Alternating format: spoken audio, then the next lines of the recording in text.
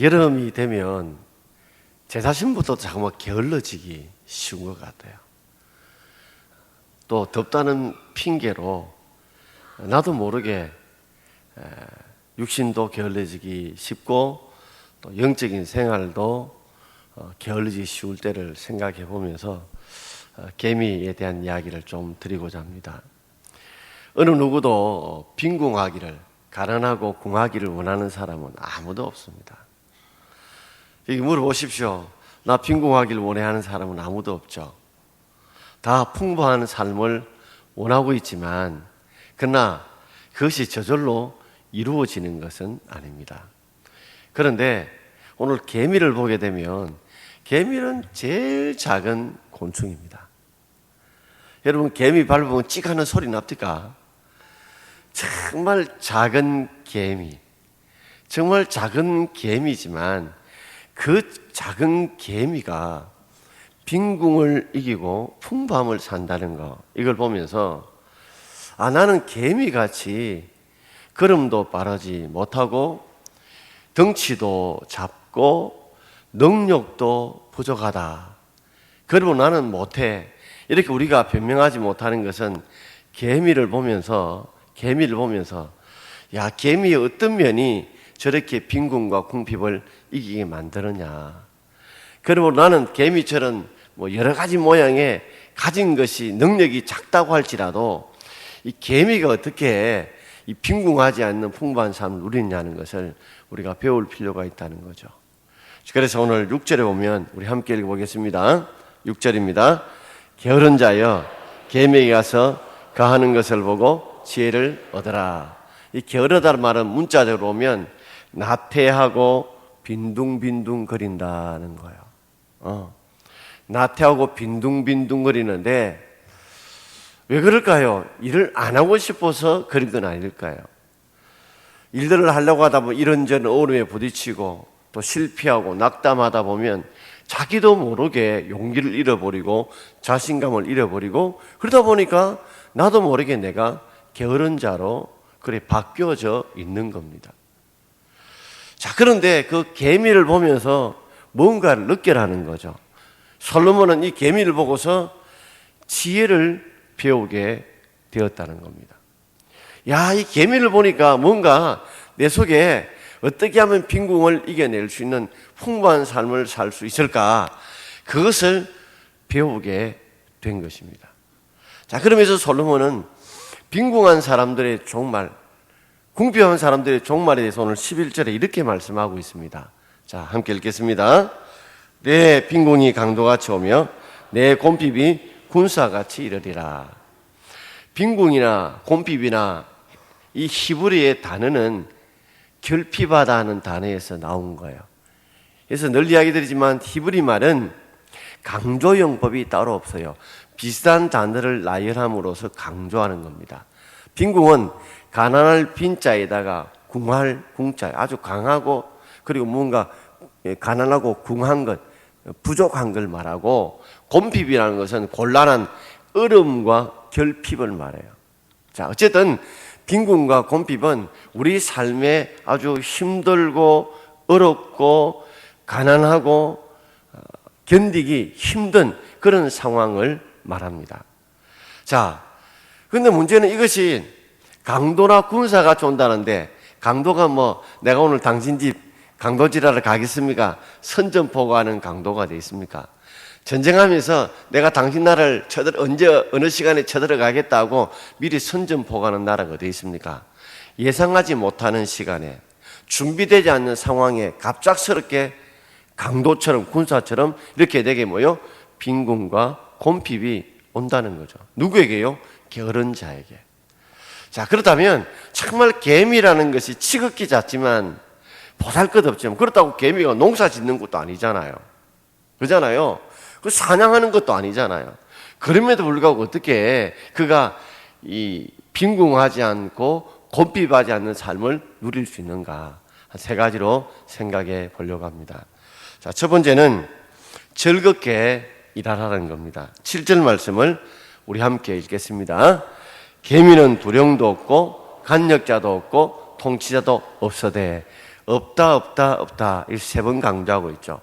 두령이라고 하는 것은 두목이죠. 시키는 사람이 없어도 한다는 거예요. 간역자는 볼간자입니다.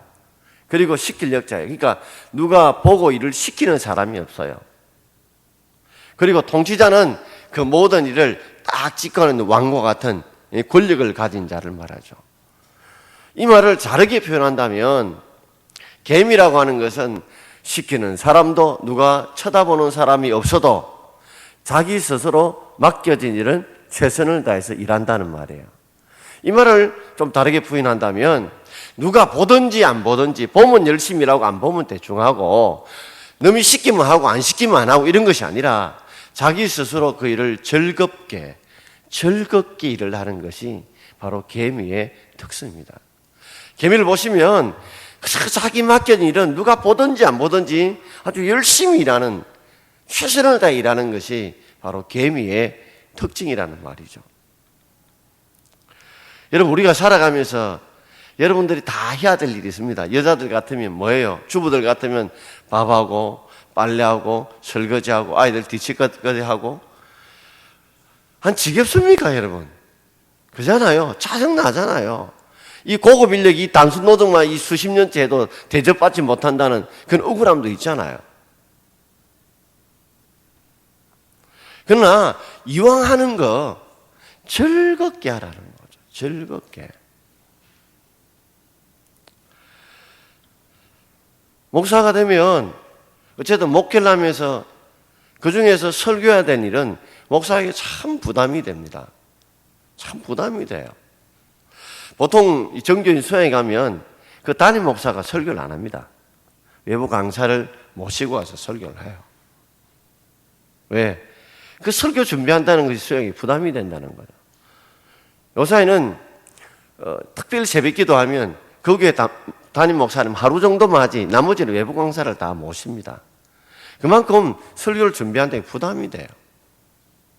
그러나 저는 늘 그렇게 생각합니다. 이왕 해야 될 일이라면, 평생 해야 될 일이라면 즐겁게 해야 돼요. 주일 되면 이런 후회가 될 때가 있습니다.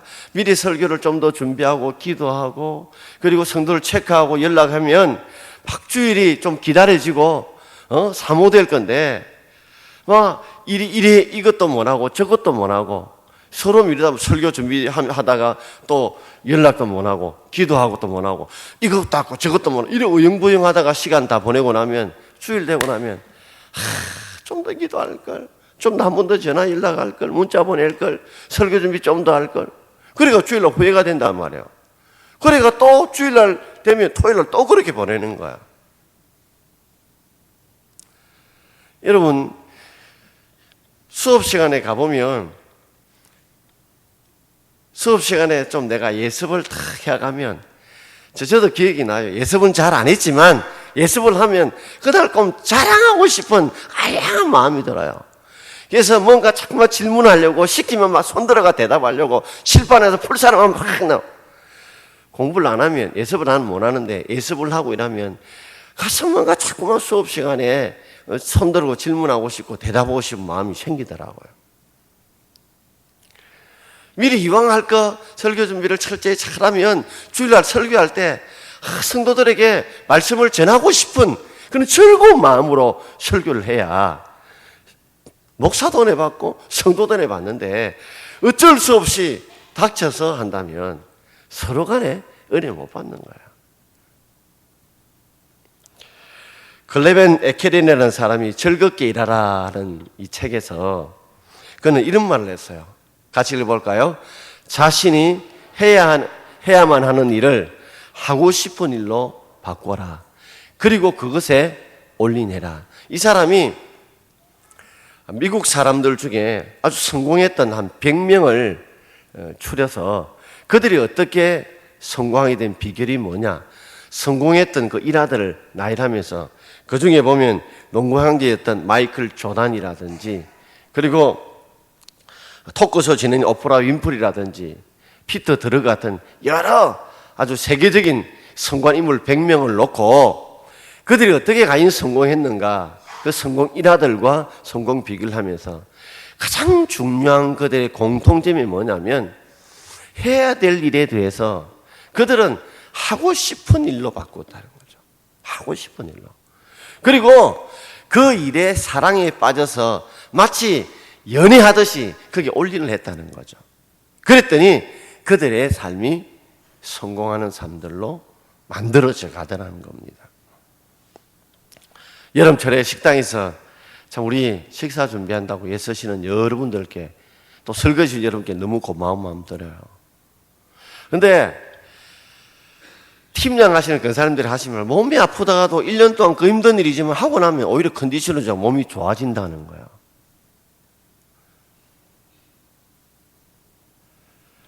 왜냐하면 일을 하다 보면 우리가 어떤 데는 마지못해도 하지만 즐겁게 일을 해보십시오.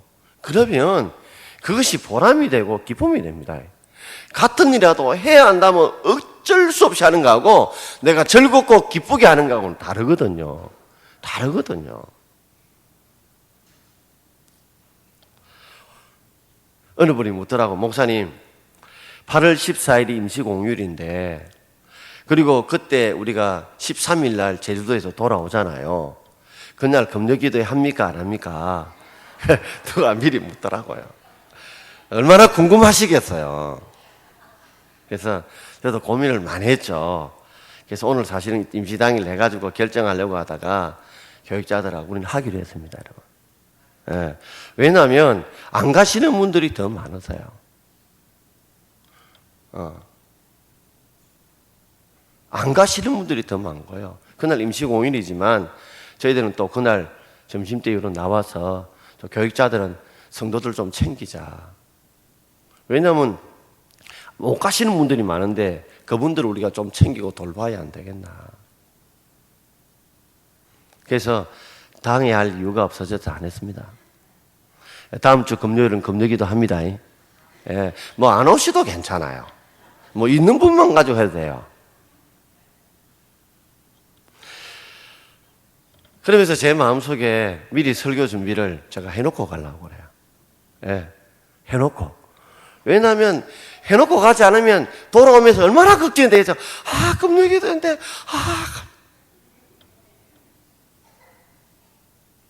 그래서 미리 해놓으면, 그죠? 보람이 돼요. 즐거운 마음을. 여러분, 우리가 찬양을 부르든지, 오늘 무슨 일을 하든지, 여러분, 우리가 즐거운 마음으로 할 수 있기를 바랍니다. 계미는 거기에서 우리에게 다른 지혜를 가지고 있어요. 두 번째는 연합해서 일하라는 겁니다. 자, 계미는 즉이 작아요. 그러나 큰일 납니다. 왜요? 자, 우리 8절 말씀을 함께 읽겠습니다. 8절입니다. 먹을 것을 여름 동안 예비하며 추수 때 양식을 모으느니라. 자, 그들이 예비하고 양식을 모으는데 계미가 혼자 하는 게 아니에요. 자기 먹을 것만 해서 준비하는 게 아니에요. 그들이 다 연합해서 함께 먹고 살기 위해서 일을 하는 거예요. 계미는 자기 덩치의 15배에서 20배 정도 되는 그런 먹잇감을 옮기는데, 개미 혹시 옮기는 거 보셨어요? 보면 혼자 안 합니다. 그죠? 이 앞뒤 옆 막 같이 땡기가지고 움직이잖아요. 그 연합의 힘을 통해서 예비하고 양식을 모으는 작업을 감당하게 된다는 겁니다. 그래서 여왕개미는 한 말이지만 그게 일개미, 숫개미, 병정개미 해서 각자 역할을 분담해서 연합해서 해요. 그래서 개미는 외부의 침자가 딱 들어오면 누구든지 그걸 발견하면 자기들끼리 사이렌 소리를 발견한 것이 울린다고 그래요. 그러면 함께 모여가지고 그 적들을 함께 물리치고요. 심지어 어떤 데는 비가 오게 되면 오늘 같이 막 갑작스럽게 비가 오면 땅이 좀 꺼질 수 있잖아요. 그럼 거기에 함몰된 개미가 있으면 그 함께 힘을 합쳐서 죽기 살기로 그 개미를 같이 구출해 나고요. 심지어 그 중에 굶어 죽고 먹지 못한 거 있으면 우리가 여기 개미는 이 아랫뉴스를 탁 두드리면 먹은 것이 올라온대. 우리 손가락 여가지고 토해내듯이 이 아랫뉴스를 두드리면 이 조건 반사해서 이게 먹은 이 양식이 올라온대요. 그걸로 굶주린 개미들을 먹여 살린다는 거죠. 그러니까 이렇게 서로 연합해서 함께 일을 해야 그 어려움을 이겨낸다는 겁니다. 근데 우리가 종종 집에서 보면, 어렵다 보면 네 탓이다, 내 탓이다 하면서 남 탓하다가 연합하지 못하고 오히려 분열되어지고 분쟁되어지고 갈등이 일어날 때가 많거든요. 그러니까 어려움을 이겨내지 못하는 거예요. 계민은 어려울수록 서로 힘을 합치고 서로 마음을 합치고 서로 뜻을 합쳐서 그 어려움을 함께 돌파해내기 때문에 그 겨울을 이겨내게 되는 겁니다. 한번 돌아보세요. 어렵고 힘들 때면 누구 때문에 어떤 것 때문에 어떤 환경 때문에 남 탓으로 돌리고 환경 탓으로 돌리다 보면 거기서 갈등이 생겨요. 책임 소재를 밝혀내려고 그러고요. 그러다 보면 서로 간에 분쟁과 갈등이 생기고 다툼이 생기면 절대 연합은 이루어질 수가 없다는 겁니다. 교회도 마찬가지입니다, 여러분. 교회가 힘들고 어려울수록 다 함께 모여서 힘을 뭉쳐야 되는데 누구 때문에 왜 어떻게 해서 이렇게 자꾸만 그 책임 소재를 따지다 보면 거기에서 갈등이 생기고 분쟁이 생길 수밖에 없다는 겁니다. 여러분, 우리가 계미를 통해서 배우듯이 어려울수록 힘들수록 서로 마음과 뜻을 뭉칠 수 있기를 바랍니다. 더더욱더 어렵고 힘들 때 되면 혼자 사실 기도하기 쉽지 않습니다. 혼자 찬송 읽고 말씀 읽기가 쉽지 않아요. 왜 우리가 금요 기도회라는 것을 이렇게 함께 자꾸만 가족을 모으냐면 이거라도 몸에 없으면 우리 스스로 모여서 말씀 읽고 기도하고 찬송하고 싶어도 그게 쉽게 잘 되지 않아요. 대일 무대가 하루는 어떤 한 청년이 찾아왔다고 그러죠. 목사님, 내 개인적으로 생각해 볼 때 꼭 교회 가야 됩니까? 혼자서 성경 공부하고 혼자서도 기도할 수 있는데 꼭 교회 가야 신앙생활 할 수 있는 겁니까? 은혜 받을 수 있는 겁니까? 이 데일 무디 선생님이 그랬잖아요. 그 벽난로 앞에 있는 그 여러 나무들 하나씩 집게로 분리시켜 놓았더니 울지 않아 그 불이 꺼지더라는 거예요. 그래서 청년이 물었대요. 왜 벽난로에 불이 다 꺼졌을까? 그래서 왜 여기가 이 추운 냉기가 도느냐 물었더니 아니 그거는 목사님이 그 나무들을 다 밖으로 하나하나씩 다 흩어져 놓았기 때문에 그렇지 않습니까? 여러분, 나무 하나가 끝까지 다 타는 거 보셨어요? 아무리 잘 탄 나무 끝까지 다 타는 거 보셨어요? 나무 하나가 끝까지 다 탈 수가 없어요. 그게 뭐예요? 서로 엉켜붙어야 서로가 서로를 태워줘서 끝까지 다 타지 하나 자체가 끝까지 다 탈기 힘들다고요. 그래서 데일 무디가 그런 말 했죠. 혼자서도 기도하고 찬양하고 예배 드릴 수 있다. 신앙생활 할 수 있다. 그러나 그 신앙의 열기가 오래 못 간다는 거예요. 멀지 않아 꺼지기 쉽고 식어지기 쉽다는 거죠. 그래서 서로가 뭐요? 자극을 주고 서로가 뭐요? 힘을 주어서 그래서 기도도요, 함께 소리내 기도할 때 더 기도에 힘이 붙는 거고 함께 찬송할 때 더 큰 은혜를 받게 되는 겁니다, 여러분. 그래서 우리가 함께 자꾸만 모여서 함께 소그룹도 모이고 함께 나눌 때 그때 뭐요? 더 의지가 되고 더 위로가 되고 더 힘을 얻게 되는 거예요. 자, 마지막 세 번째로 우리는 계미를 통해서 배우는 즐겁게 일을 하고 연합해서 일하는데 가장 중요한 것은 바로 계미는 미루지 않는다는 거예요. 자, 오늘 8절 말씀을 다시 한번 읽겠습니다. 먹을 것을 여름 동안 예비하며 추수 때의 양식을 모으느니라. 메뚜기도 한철이라는 말이 있죠. 와, 메뚜기가 한철이에요? 예? 왜 메뚜기는 한철이라고 말을 하죠? 메뚜기는 1년생이라는 거 아시죠? 그래서 겨울을 날 수가 없어요. 그러니까 뭐요? 그래서 실컷 먹고 겨울 되면 다 죽는 거예요. 그러니까 뭔가 양식을 예비할 필요가 없어요. 한철만 잘 먹고 한철 끝이에요. 그러나 개미는 그렇지 않거든요. 새끼를 놓게 되면, 그죠? 겨울이 되면 양식이 없잖아요. 그러니까 성충이 먹을 양식을 준비를 해야 돼요. 그러니까 여름에는 뭐요? 그 안에 땅을 판다든지 등등 많은 준비를 하고, 그리고 가을에는 어떻게 그 양식을 분해시켜가지고 우리 같으면 착착착 준비해놔서 그래서 겨울에 양식을 대비해 놓아야 돼요. 왜냐하면 그 추울 때 개미는 눈밭으로 올라가고 그 먹이를 구할 수가 없거든요. 그러니까 더운 여름철에 충분한 준비를 하고 가을에 모을 수 있는 양식을 끌어모아서 그죠? 그래서 겨울에 양식을 준비해서 자기도 나고 새끼들도 먹여서 그들이 성충이 되어서 자랄 수 있도록 준비하기 위해서 여름 동안 예비하고 겨울에 양식을 모으는, 그래서 미루지 않는 거예요.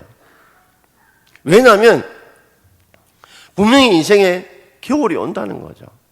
그 겨울 때를 오기 때문에 지금 준비하고 지금 노력하지 않으면 인생의 겨울 때는 어떻게 할 수가 없다는 것입니다. 자, 그러면서 오늘 9절과 10절에 우리에게 주시는 경고의 말씀이죠. 자, 9절부터 11절입니다. 같이 읽겠습니다. 게으른 자여, 내가 어느 때까지 눕겠느냐? 내가 어느 때에 잠이 깨어 일어나겠느냐? 좀 더 자자, 좀 더 졸자, 손을 모으고 좀 더 눕자 하면 내 빈궁이 강도같이 오며 내 곰팡이 군사같이 이르리라. 자, 어느 때까지 또는 어느 때에, 이 말은 결국 좀 더, 그리고 좀 더라는 말과 연관성이 있죠. 우리 아이들 깨우면 어째요? 엄마, 조금만 더. 밥물 하면 요 게임 조금만 더. 뭐 하라면 조금만 더. 우리는 조금만 더 하고 항상 미루는 버릇이 있어요. 분명히 해야 된다는 거 아는데 조금만 더, 좀 있다가 나중에 하겠다는 거죠. 그러다 보면 때를 놓치게 된다는 거예요. 그럼 미루다 보면 우리가 때를 놓치게 되면 인생의 겨울이 올 때는 아무것도 할 수 없다는 거예요. 제가 이번 주까지 장례를 3건을 하면서 지지난 주간에 우리가 안나 회원들하고 이제 어르신들을 방문을 했어요. 수요일 날 5가정인가 6가정을 방문을 했어요. 했는데 엄청 더웠죠. 갔다 오면서 김필남 권사님 그 병원에, 요양원에 갔단 말이에요. 갔는데 요양원에서 지금 어제 병원으로 갔다는 거죠. 병원에 가서 보니까 손이 부으시고, 그 제보고 큰 집 목사라고 그래서 그 잠시간에 깨어가지고 이야기도 좀 하고 기도도 하고 그래 왔어요. 그리고 딱 일주일 지나서 돌아가신 거예요. 그래서 제가 곰곰이 생각해 본 거예요. 그 더운 날에 우리가 그날도 장례식을 마치고 입관 예배 마치고 바로 11시부터 신방을 돌았거든요. 6시 전까지 수요일 날.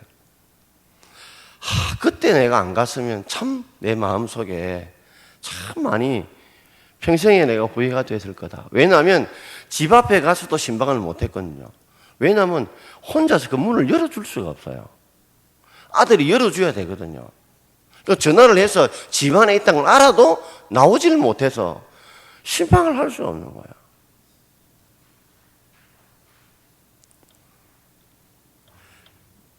수요일 날도 우리가 그날 장례식을 다 마치고 김필남 권사님 장례 마치고 또 우리가 1시부터 또 어르신들 한나비의 모에 또 장로님 집사님들 신방을 또 마무리했어요. 하면서 참 더웠지만 뭔가를 미루어서는 안 되겠다. 아마 평생에 제가 못 갔다면 큰 짐이 되었을 거다. 지금 수양회 설교 준비하고 자료 준비하고 여러 바쁘지만 그래도 미루지 않았던 것이 얼마나 다행스러운가, 얼마나 감사한가, 그 생각을 해보게 되었습니다.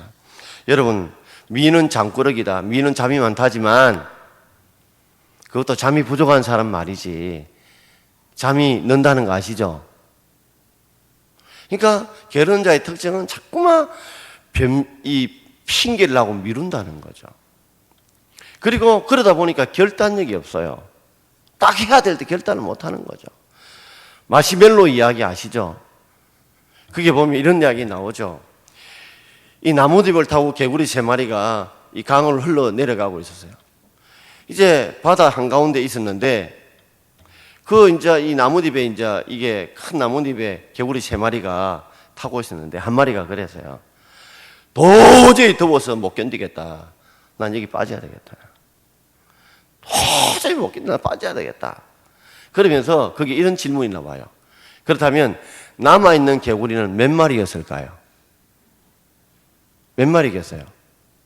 3마리가 나무 뒷배에 있는데 도저히 못 견디겠다 한 마리가 내가 바다에 뛰어들겠다 했어요. 그럼 몇 마리 남았을까요? 자, 답은 자, 한 마리 손 한번 들어보시고요. 두 번째, 2마리 손 들어보시고요. 세 번째, 3마리 손 들어보시고요. 우리 성도님들은 이럴 때 비겁합니다. 손 들면 혹시 잘못되면 혹시나 말고 손 안 들어요. 나 별로 안 좋아해. 털리더라도 가만히 손 들어야 돼요. 다시 묻습니다. 자, 1번 한 마리. 나무리 변함다. 둘. 두 번째, 2마리 남았다? 예, 아유, 영감이죠. 세 번째, 3마리 남았다. 자, 손 안 드는 사람 뭡니까? 한 마리도 아니다. 그럼 4마리는 아이 끼고. 근데 그 마시멜로 이야기 보면 나옵니다. 나뭇잎에 개구리는 3마리 남았다. 왜? 한 마리 물에 뛰어든다고 했잖아. 뛰어든다 결심을 했지만 지금까지 안 뛰어내리고 있다는 거예요. 내가 뛰어내린다고 결심을 했지. 안 뛰어내렸기 때문에 그게 몇 마리 남았다고요? 여전히 3마리 남아있다는 거예요. 오늘 이것이 우리들의 자화상이 아닌가 생각해 봅니다.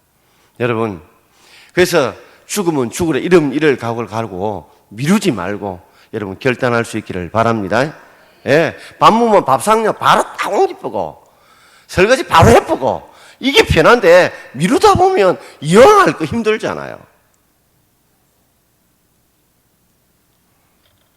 잠언 22장 13절.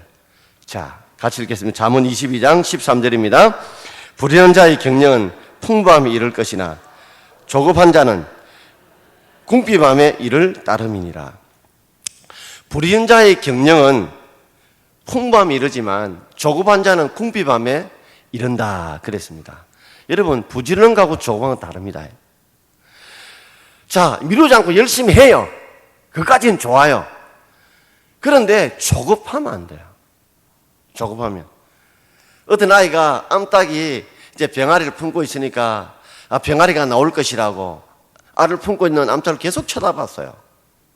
하루도 가고 이틀도 가고 3일도 4일도 5일도 아니 병아리가 안 나와요. 그래서 안 나오는 거 싶어가지고 알을 깨가지고 계란 후라이라고 딱 깨보니까 이제 생기다만 병아리가 보이는 거예요. 여러분, 우리가 열심히 일한다고 할지라도 조급하면 안 됩니다. 조급하면 분명히 그 때가 있어요. 때가 병아리 알을 깨고 병아리가 나올 때가 있어요. 그때까지 꾸준히 일해야 되는데 우리는 조급하다 보면 뜻을 이루지 못할 때가 많다는 겁니다. 자, 끝으로 제가 한 앤드루 이야기를 하나 하고 마치고자 하는데요. 앤드루스라고 하는 실제 미국인인데 이 사람이 대학을 졸업하고 나니까 그 당시에 이 미국 경제가 좋지 못해서 그가 취직이 안 돼서 임시적으로 박물관에 임시적으로 취직이 되었어요. 그래서 맡은 일이 뭐냐면 주로 이제 마루 닦고 뭐 이렇게 뒷정리하고 뭐 이런 일들이었어요. 하루는 박물관장이 마루를 닦는 앤드루스를 보고 아니 자네는 이 대학을 우수한 성적으로 나왔는데도 불구하고 왜 마루 닦는 일을 하게 되었는가 그렇게 묻자 이 일도 지금 저에게는 굉장히 소중한 일입니다 하면서 취업이 안 되니까 그래서 남보다 1시간 먼저 나와서 마루 닦고 책상도 정리하고 요사이 말하자면 뒷수발들을 들어준 거예요. 그런데 분명한 사실은 그걸 쳐다보는 많은 사람들이 있었다는 거예요. 관장과 주위 많은 사람이 쳐다보니까 정말 허드레리고 보잘것없는 일이지만 누구보다 먼저 나와서 최선을 다해 일하는 모습을 지켜본 거예요. 마침 박제과에 한 사람이 퇴직을 하게 되었어요. 어떤 사람을 설까할 때 만장일치로 앤드루스 저 사람을 써야 된다는 거예요. 그래서 정직원이 되었어요. 정직으로 됐는데 그가 관심 있는 분야가 고래 분야였대요. 이 박물관에. 그래서 이왕 하는 것에서 열심히 공부를 해서 고래 쪽으로 학문 공부에서 박사학위를 받은 거예요. 그리고 남는 시간마다 또 그가 다니다 보니까 공룡을 연구하게 되고 나중에는 이 자연박물관의 관장이 됩니다. 그 유명한 동물학자가 됐어요. 그걸 읽으면서 우리는 첫 출발을 항상 스타트를 아주 좋은 자리부터 출발하려고 하는데 청년들이 뭐 괜찮은 일자리, 돈 많이 주는 일자리 이것부터 자꾸만 출발하려고 하니까 출발할 자리가 많이 보이잖아요. 물론 그런 자리에 가면 좋죠.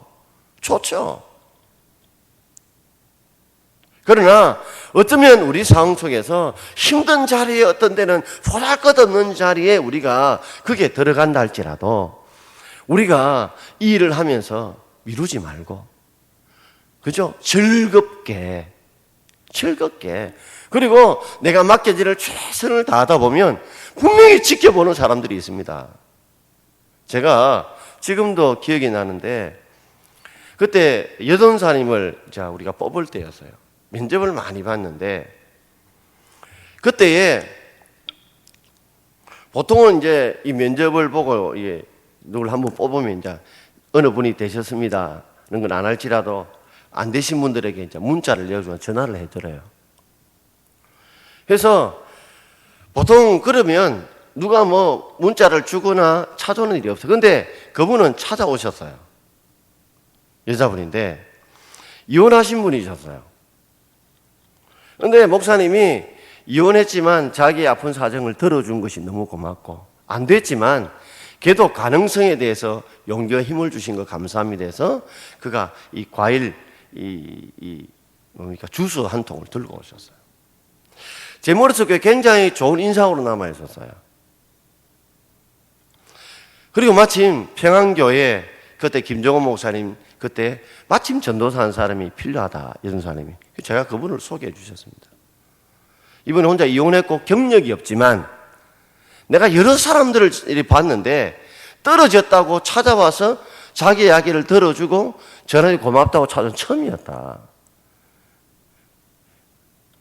그런 자세를 가지면 잘할 수 있을 것이라 그래서 소개를 해줬다고. 그래서 참으로 전인전사역을 평안교회에서 하게 됐죠. 여러분 우리가 작지만은 이 작은 것이 사람들의 마음을 감동시키고 움직입니다. 여러분 제가 물은 이 청년부 이 대학부죠. 그 수련회 강사를 가게 됐는데 보통 수련회 강사가 되면요 갈 때는 막 전화하고 이런데 수련회 강사를 마치고 찾아오는 사람이 없어요. 딱 한 사람 찾아왔어요. 동신교에서 그때 청년부 담당하는 그 목사가 찾아왔어요.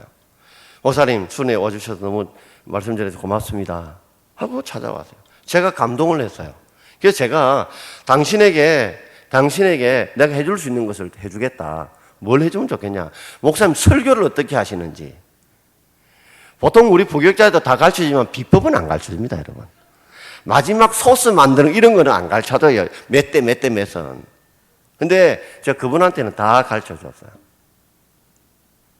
지금 아프리카에 선교사로 가 계세요. 왜? 내 마음속에 큰 감동이 되더라는 거죠. 보통은 할 때는 막 찾아가고 하고 나면 그저 뭐 끝이거든요. 근데 고맙다고 찾아온 게 제 마음이 그렇게 감동이 오래 남더라는 거예요. 딱 두 사람밖에 없었어요. 사랑하는 성도 여러분, 오늘 계명은 지극히 작지만 그러나 그 삶의 지혜 때문에 그가 빈곤과 곤핍을 이겨냅니다. 여러분 어떤 일을 이왕하는 거 여러분 즐겁게 할 수 있기를 바랍니다. 그리고 내가 혼자 힘이 약하다면 어려울수록 뭉쳐서 해야 돼요.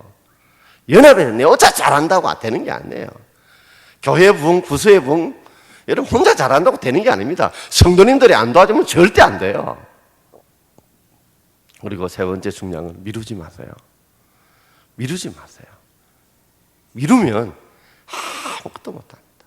조금 더 나중에 좀 있다가 이런저런 핑계 변명되지 마시고 착각 생각날 때 신방하고 생각날 때 기도하고 생각날 때 찾아가고 생각날 때 움직이면 반드시 작은 개미지만 놀라운 일을 감당하는 것처럼 그런 저와 여러분 되기를 주의 이름으로 축원드립니다. 자, 우리 찬송을 부르고 싶습니다.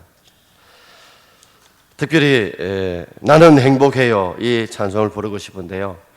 디모데전서 4장 4절에 보면 제가 좋아하는 말씀 중에 하나님이 지으신 모든 것이 선함에 감사함으로 받으면 버릴 것이 없다고 그랬어요.